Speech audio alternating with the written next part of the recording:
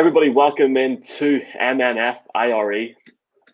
Good name, Monday Night Football. It's in Irish style. Really excited. Look, it's 9 o'clock. Don't watch RTE1. Don't be watching BBC One Northern Ireland. We're in here now. We've got Colum, we've got Brian, but we have a new face here. We've got Mick from Armagh. Mick, welcome in, man. Obviously, great to have you on. Do you want to tell people watching this maybe about yourself? Who do you support in the NFL for your sins, and just a bit of how you maybe get into the NFL? Yeah, well, thanks very much, lads, for having me. I appreciate it. I'm a sports journalism student. Well, first of all, my name, I am Michael, a sports journalism student, and I'm a Seahawks fan. I wouldn't say so much for my sins. Russell Wilson sort of keeping me alive at the minute. I got into football, got into the NFL just one Sunday, lying on the couch, lazing about and flicking through the channels, and it was the Packers and the Bears were going against each other, and I said, here, this is good. We'll keep this on for a while. And then the Seahawks followed it, and Russell Wilson was up and down the pitch all over, left, right. And I says, here, I like this guy. And it sort of stuck ever since. So, yeah, that's it's been that way ever since. It's worked out anyway. And, I mean, it must be nice, man, to have a quarterback, because I know in all our cases here, as two Broncos fans and a Giants fan. Well, then again, the Giants. Well, I think we'll talk about that on Sunday, Brian. Yeah, the Giants. Oh, absolutely. Yeah. I don't want to spoil it for next weekend. You know. Well, obviously, the big game tonight, and welcoming everybody, is the Bears against the Vikings. It's on quite late, but sure, look, why not? It's on Sky Sports over here in the UK, in Ireland, and the UK. If you are like me and Mick here, and you live in the north, you can watch it in Channel 5 as well. Maybe if you live in Monaghan, Cavan, Donegal, you can try and sneak it as well. So it's on Channel 5 as well. But an interesting game, lads. And let's look at the Bears first of all. Maybe starting with Colum, Brian, Mick, and then myself. You know, this Bears team, Colum, were 5-1 at one point. Yeah, kind of unbelievably so, really, because they never felt like a 5-1 team. And they had the two QBs, which was interesting. It now is Foles and only Foles, but in a sign of the I think impending apocalypse, Matt Nagy has handed over play calling duties. Bears fans have wanted this for some time. He didn't seem to want to relinquish control. But I think that for me is going to be what is going to be really, really interesting to see how that goes tonight, because that is a fundamental change for the Bears. Yeah, offensively they've been struggling of late. I know quite a few Bears fans, and they felt that the record, was very much distorted in the way they've been winning games unexpectedly. And geez, you know, we've had a weekend of it. My voice is nearly gone. But they're winning games that a lot of people didn't expect them to win. And for the last few games, they couldn't come back to reality. The offense just struggled. Last week against the Titans, it took them 3 quarters before they put points on the board early. The fourth, they beat the Buccaneers a couple of weeks ago. It's a surprise, but predominantly down to field goals and the Bucs playing poorly on the night.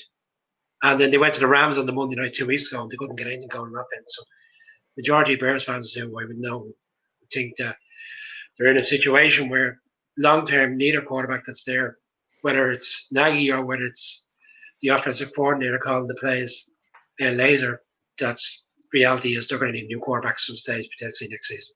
It's just not working out for either of them. Mick, are the Bears a bit like Armagh in Division 2? They play really, really well. They get to Division 1, they've won 4 or 5 games in a row, and then they go into the championship and then just suddenly it all falls apart? Or have you got a different outlook on the team? Sorry, I had this slag Armagh. Game thrown, but no, don't worry. I was waiting on it, but I'll not hear nothing from a throne man. Yeah, no, right. I've been sort of using the term for a lot of teams recently, like purgatory. Like you don't know how you got here, and you don't know where you're going, and you're just sort of stuck. Like the Bears are stuck with the 2 quarterbacks they have for this season anyway. They're not going to improve to the playoff standard that they were a couple of years ago when the kicker ended up double dunking them out of the playoffs. You know.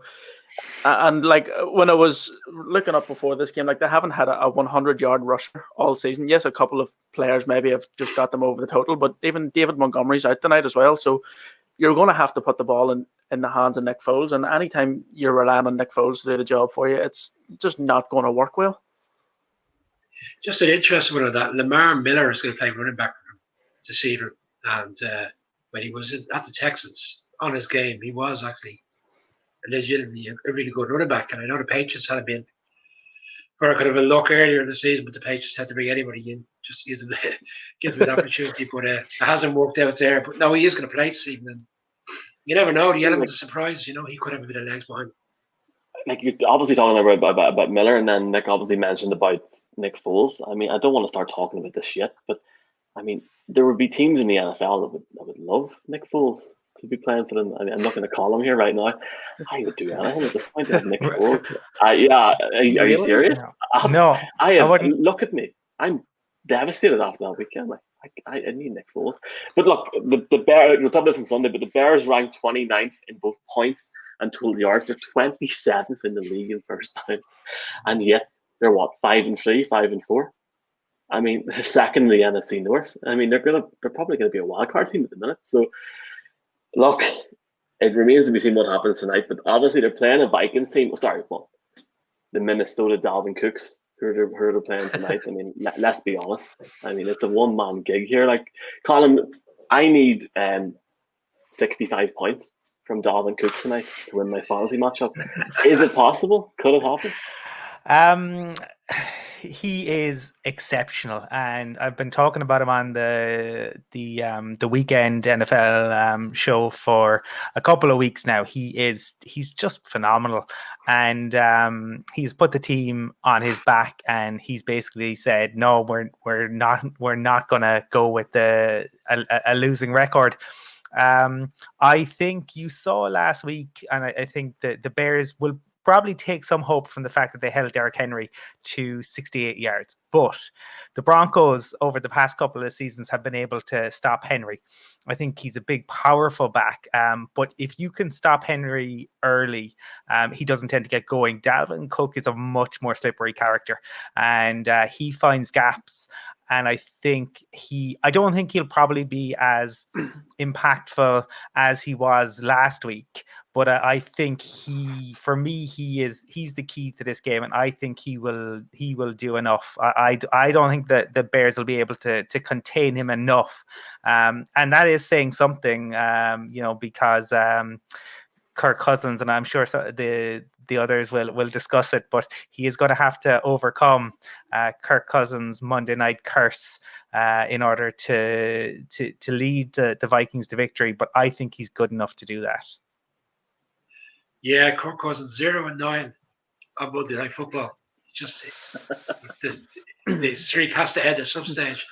And we touched on it the weekend in terms of Carson Wentz having the most interceptions in the league. Second behind him is Kirk Cousins. So whilst Cook is the man leading them at the moment, is there a part of that is down to the fact that they just don't trust Kirk Cousins anymore to actually go and win a game for them? I know it's that Thielen's receptions has dramatically dropped, but that's a lot to do with Jefferson, the wide receiver, the rookie, who seems to be the main man now. So there is very good players outside of the Cook, and they really are a good team. I mean, they went into Seattle. There was a bad play call at the end. They really should have taken a field goal potentially won that game. That would slip away.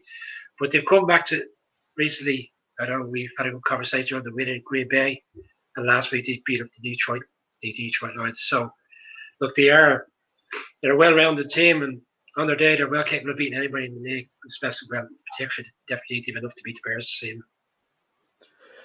No, I definitely think tonight's the night where Kirk Cousins finally gets this Monday Night Football monkey off his back. Just simply because of Dalvin Cook, and he'll do it for him. And I think it's more a case of the Vikings would rather use Cook because he's good than because Kirk Cousins is bad. Yes, Kirk Cousins isn't great, but it's good that they have that running game there that they just don't need to rely on it as well. So Cook can go up and down the field and do whatever he wants, but then whenever they need to, they can play action, or they can find Thielen, or they can find Jefferson, and they have the talent in other places on the offense to hit you, and I think that's what's going to beat the Bears tonight. We'll talk about picks in a second, but just obviously just repeating what you lads have said. I have a soft spot for Kirk Cousins, and I'm just going to say that, and I'm going to move on from that. I've not. Well, I mean, Michael, I like Nick Foles. I like Kirk. Yes, Brian, go ahead. Michael, judging by the last 5 minutes, you seem to have a soft spot for every quarterback outside of I'll tell you what. Drew I'll Lock. tell you who I haven't got a soft spot for, mate. And this is going into Sunday's discussion. Drew Brees, 6 points yesterday. Haven't got a soft spot. I mean, he can just go in the train now and get out the frig. But look, well, I think that we won't go too much into the weekend's games just yet, but I think a lot of to the fact that he didn't play the second half, and he's not likely to play this weekend either. So that concerns me for the Saints. It's concerning overall. I mean, I actually was one of the people, and Colum will say, Kirk, I wanted Kirk Cousins in Denver a few years ago. I was like, pay him, let's get him, let's go. Didn't work out. It obviously hasn't worked out too well in Minnesota that much, but obviously it's great that he has a bell cow / well, I was going to say it, MVP candidate in Dalvin Cook. Is tonight the night where Dalvin Cook really puts himself in that discussion, because he's only the third guy in the history of the NFL to have 225 or more yards and 2 touchdowns in consecutive weeks, which is unbelievable. I mean, I was talking about Allen being an MVP candidate or a shoe-in for it on Twitter last night for the Bills, but Dalvin Cook is really getting there. The last time I think a non-quarterback got it was 2012, and it's another Minnesota Viking in AP, so it remains to be seen. On paper, let's be quite frank, like it doesn't. You can see Cook having a game tonight, and of course, I hope he goes for 400 yards and scores 4 touchdowns, because I need him to desperately. Thank you, Drew Brees. On that topic, let's go picks. Colin, who have you got and why on the biggest game of the season on ESPN? I think the Vikings will have enough. The Bears are just on a slippery slope, and as Brian said earlier, they weren't offensively. They weren't anywhere near that 5-1 record that they began with, and I think it continues tonight. They will have enough between Dalvin Cook and Thielen and Jefferson. The Vikings are going to win it for me. Yeah, I agree with Colum. I can't see past the Vikings. The funny thing is, when you look at the Bears' offense, they do have some really good players. Robinson, the wide receiver, is very good, and just, he could be a free agent, could be end of the season. But it comes back down to the quarterback situation. I just don't think they have any consistency there with Foles to move the ball up and down. And the Vikings' defense on the day is also, pretty decent. So for me, yeah, it's the Vikings to cover the handicap, which at the moment is 3.5 points, which is quite low. It started at 2.5. It's jumped up, but still looks very low to me. So the Vikings to win. Yeah, I definitely agree. And doing my homework before we came on, I even weather in Chicago to see if this was going to be an all-rushing or sloppy game, and it's not. It gives it to be very windy. So if teams can, if the Vikings can unlock all their offense, if they can get Thielen, Jefferson, I think they can come away with this game and run up quite a scoreline. I agree. I think the Vikings lads have this all in tonight. It's going on the Bears though. 2 or 3 weeks ago, I would have said something different. The performance of the Bears against the Rams was very, very poor. It actually started to show the alarm bells for me personally. So I just think Dalvin Cook will be too much for them. I think he'll score every touchdown for the Vikings tonight, personally. And is that where to put the money, Michael? Then is it? He's 3-1, two touchdowns or more. It's quite low from a betting point of view. But what's the maximum stake there? You could bet as much as you like. You'll get 11. You'll get 11 to 1 for them to have a treble. That's worth a fiver. I mean, you just don't need your 65 points. You might as well get 65 euros back as well. I mean, I don't want to start the whole lock of the week talk, lads, but it's all good. But I think that's 2 touchdowns, 3-1. It's a great bet. I think the Vikings will win by about 14 tonight, and I guess we'll find out tomorrow morning when we wake up after the first quarter. But gentlemen, it's been a pleasure. I think we're obviously all going for the Vikings, but hopefully we can do this on a Monday night from now on. Trying to bring more flux into this whole Monday night thing, as I know people just almost forget there's a game on Monday night with a time difference. But lads, an absolute pleasure, and I look forward to chatting, especially with you, Brian, on Sunday about the Daniel Jones performance yesterday, and Colin about the Broncos. But until then, and Mick, just a pleasure to meet you, man, and hopefully we'll have you on again next week. Who knows, lads? We could be doing this again on Thursday night. See how numbers go. You'll know quickly enough. And if come here, sure, look, if the Bears win, we won't want to raise our heads at the board anyway. So no one want to listen to us. But this show will mysteriously be deleted if the Bears win tonight. But look, it's been a pleasure, lads. Hope everybody has a good evening, and thanks for watching. Good luck. Thank you.